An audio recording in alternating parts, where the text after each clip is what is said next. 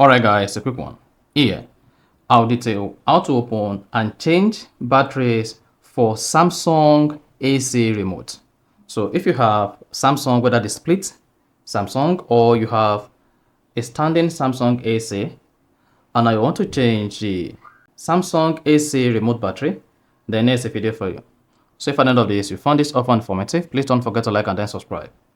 Now the first you want to know is, if you change the battery on your AC remote, this is going to reset the AC remote back to default.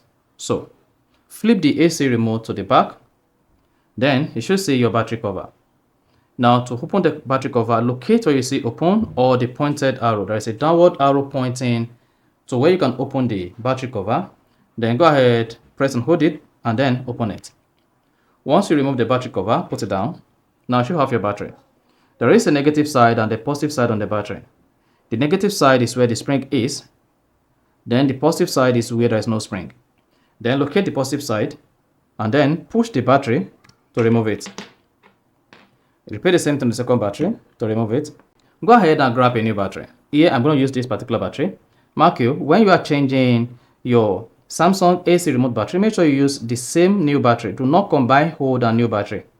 So go ahead and get a new battery. Then on the battery, locate where you have the negative side and then where you have the positive side.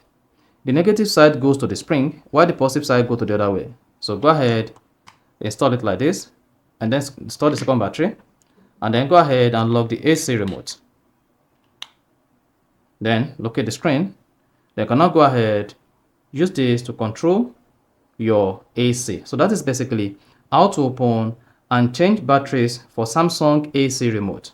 So if you found this offer informative, please don't forget to like and then subscribe.